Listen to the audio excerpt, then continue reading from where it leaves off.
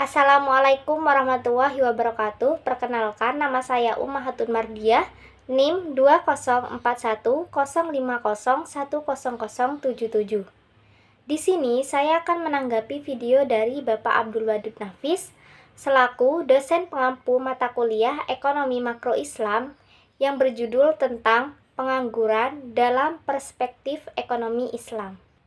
Yang pertama, saya akan menjelaskan tentang definisi pengangguran. Pengangguran sendiri adalah orang yang masuk dalam angkatan kerja sekitar usia 15-64 tahun yang sedang mencari pekerjaan dan belum mendapatkannya. Selanjutnya ada macam-macam pengangguran. Macam-macam pengangguran sendiri terbagi menjadi 4 bagian. Yang pertama, pengangguran terbuka. Pengangguran terbuka yaitu orang yang tidak memiliki pekerjaan baik sebagai karyawan atau sebagai usaha. Yang kedua, ada pengangguran tersembunyi, di mana pengangguran tersembunyi yaitu orang yang bekerja tetap tetapi tidak dalam waktu yang standar. Yang ketiga ada pengangguran musiman. Pengangguran musiman yaitu orang yang bekerja dalam waktu atau hari-hari tertentu. Dan yang terakhir ada pengangguran setengah menganggur, yaitu orang yang bekerja tidak penuh.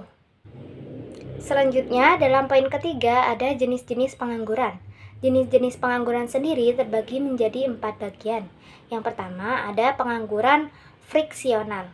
Pengangguran friksional adalah orang yang tidak bekerja sebelumnya sehingga ia mencari pekerjaan baru. Yang kedua ada pengangguran siklikal.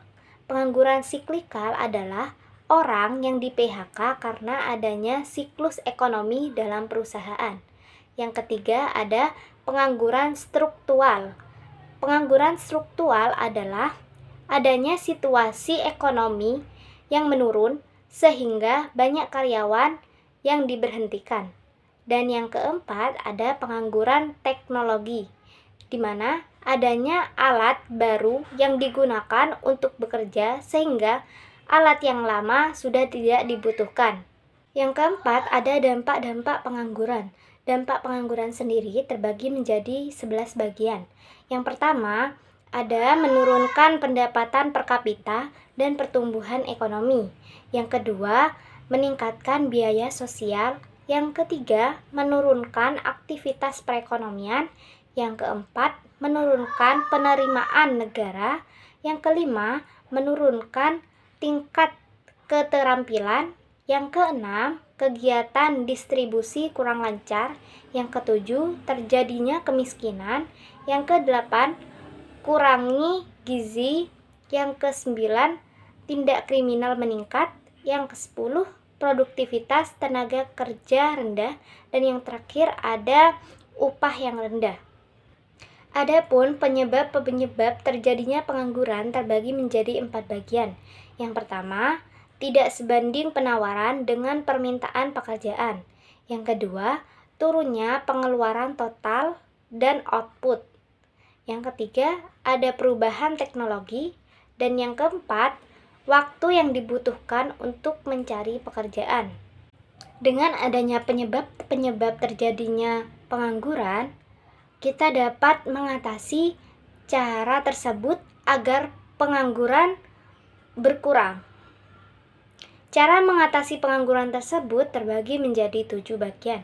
Yang pertama yaitu menyelenggarakan bursa tenaga kerja. Yang kedua, informasi lowongan kerja. Dan yang ketiga, memberikan pelatihan kerja. Yang keempat, membuka lapangan kerja sebanyak-banyaknya. Dan yang kelima, meningkatkan peredaran modal usaha. Yang keenam, meningkatkan jiwa kewirausahaan. Dan yang ketujuh ada transmigrasi. Selanjutnya ada pengangguran dalam ekonomi Islam. Pengangguran dalam ekonomi Islam terbagi menjadi 2 bagian. Yang pertama, pengangguran jabariyah atau terpaksa. Yang kedua ada pengangguran khiyariyah atau pilihan. Pengangguran jabariyah atau terpaksa yaitu orang yang menganggur untuk mencari pekerjaan tetapi tidak mendapatkan pekerjaan. Dan yang kedua, pengangguran khiyariyah atau pilihan, yaitu orang yang punya kemampuan untuk bekerja tetapi dia memiliki kemalasan. Selanjutnya, ada solusi pengangguran perspektif ekonomi Islam. Solusi pengangguran perspektif ekonomi Islam sendiri terbagi menjadi dua bagian. Yang pertama ada mekanisme individu dan yang kedua ada mekanisme sosial ekonomi. Itu saja yang bisa saya jelaskan, kurang lebihnya mohon maaf. Wassalamualaikum warahmatullahi wabarakatuh.